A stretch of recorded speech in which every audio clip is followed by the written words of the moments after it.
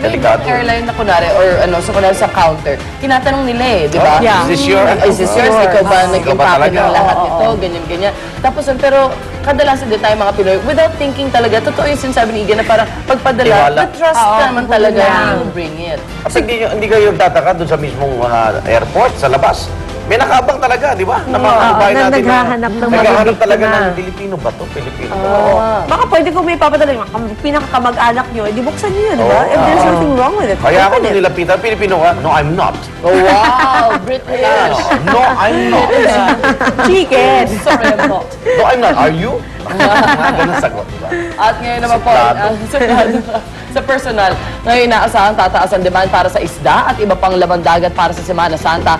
Merong nadagdag na lugar sa red tide watch list ng Bureau of Fisheries and Aquatic Resources. Apektado na rin ng red tide ang Masinloc Bay sa Zambales.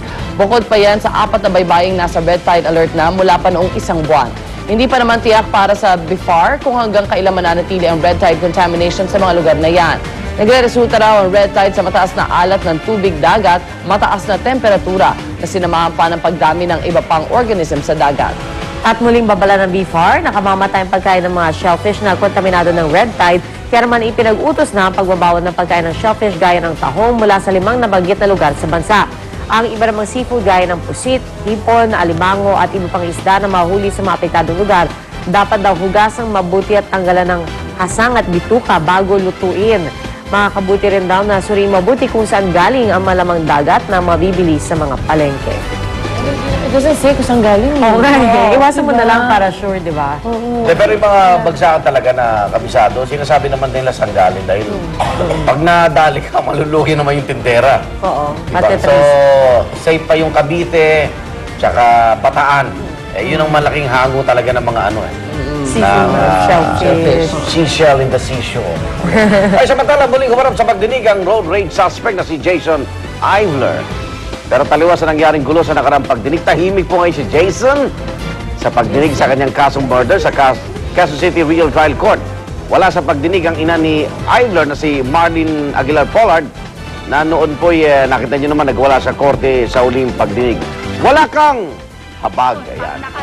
Ayan, no? Okay, naroon naman sa inyo ang mga kaanak ng biktima na si Renato Ebarli Jr. Pag-amin ng ama ng biktima na si dating Undersecretary Renato Ebarli Sr. Hanggang ngayon, sariwa at masakit pa rin para sa kanila nangyari sa kanyang anak. Tila iwas namang magbigay ng pahayag si Jason sa media at di niya sinagot ang issue ng pagkalat sa Facebook ng mga litrato ng umunig paparty niya sa kulungan. Paparty pala ng ano yun? Bahala na gang. Aniversaryo ng Bahala na gang. Kaya na-request siyang kumanta. Inamin nila, 2 picture doon, paparty ng Bahala na So, gang. pwede talaga magpa-party.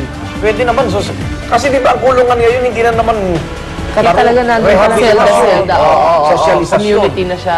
Brigada nga yan eh. Diba? Okay. Pero may mga imbitado galing sa labas or sila lang? Yun na nga yung kina-question natin yung musigahan. Let me tell you.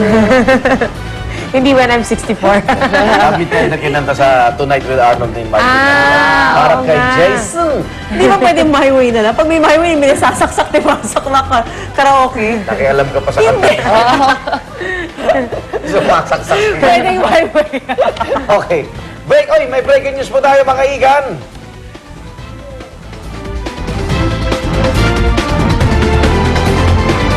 Isang malaking sunog sa biglab sa Maysilo, Malabon kanina madaling araw.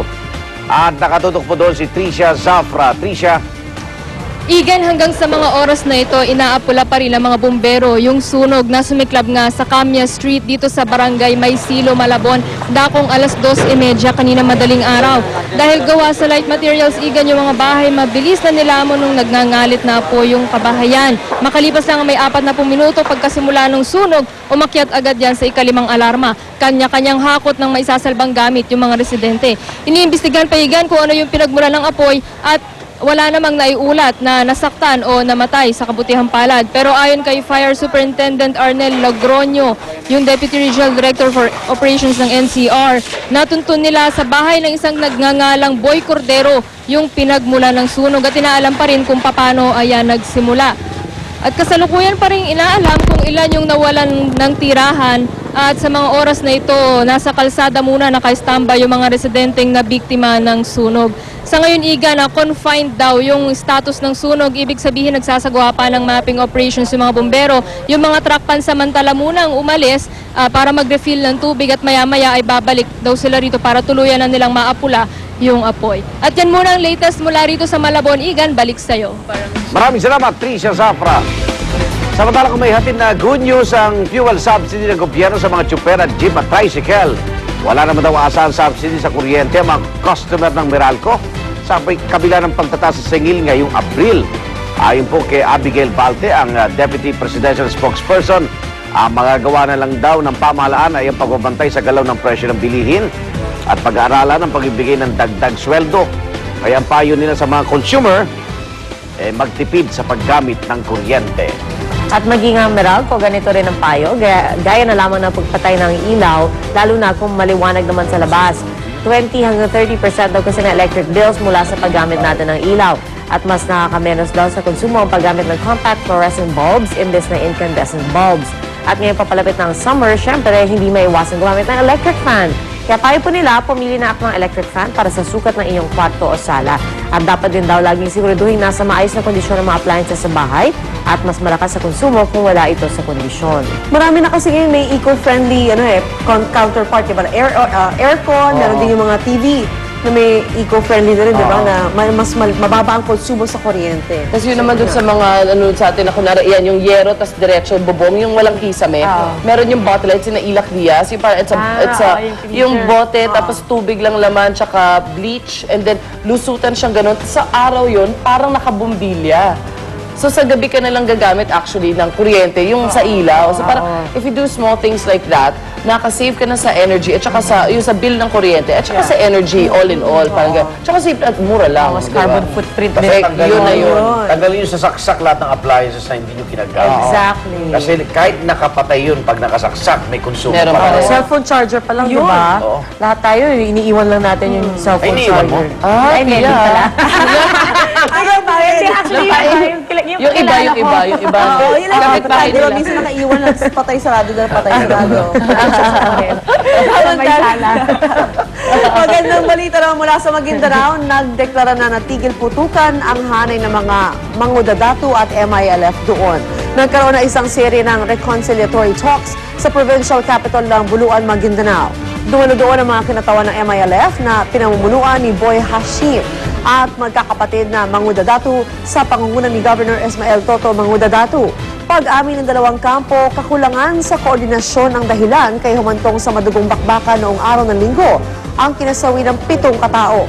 Kaya naman napagkasunduan nilang iatros nga ang puwersa ng dalawang kampo, alang-alang na rin sa mga residente doon na apektado ng bakbakan. Patuloy naman ang mahigpit na monitoring ng puwersa ng mga sundalo sa galaw ng magkabilang panig. Alam mo yung MILF, talagang asahan natin may armas yan. Pero yung mangundadato, di ba? Kaya nga kinukunti na natin yung ampatuan eh. O, kala natin yung mangundadato mababago mga may armas din pala. Gano'ng karaming pwersa nila para makipagsabayan naman sa MILF? Oo nga. Di ba? Ayan. Kasi sila yung nagalagasan. Yan. Oo, Sila dati yung talaga. nalagasan. Hindi, sanay sa pakikibaka naman yung MILF O, tingnan natin, baka naman maging bago ang patuan yung mga mangudadato. Oo. Delikado rin. Tsaka na bawal ng private army sa Wala, Pilipinas? wala dapat. Wala Wala dapat. So, i-double check nila. Pero kunwari, ikaw naman nasa sitwasyon kunwari sa Mindanao, tapos may mga MILF nga, kaya mo ba talaga mabuhay kunwari ganun kayo political family na wala ka rin namang armas? Ang normal At na wala sitwasyon dapat, sundalo ang nabibigyan ng protection ng Oo, police. oo. Pero kaya ba nila? Yun Ang tanong din. ng civilian kasi parang nawawala din sila ng tiwala. Tapos pag tinignan mo, ang daming loose firearms na hindi nga nila alam saan gagaling. Diba? Sa kabay ng mga civilian pa. At ito, balita naman mula sa Lingayen, Pangasinan, kung saan isang nanghihinang bottlenose dolphin ang natagpuan sa Agno River. Ayon sa mga mangingisda, sugatan ang naturang dolphin nang mapadpad sa mababaw na tubig or bahagi ng tubig. Kalaunan, binawian din ng buhay ang dolphin bago pa dumating ang mga kawani ng BIFAR. Ayon sa BIFAR, maaaring matagal na umanong umaaligid ang dolphin sa dagat bago ito mapadpad sa ilog. May habang 175 centimeters ang dolphin at tumitimbang na 5 kilo. Matapos suriin, agad na ring inilibing ang dolphin. Patay Hindi din pala. Wawa naman.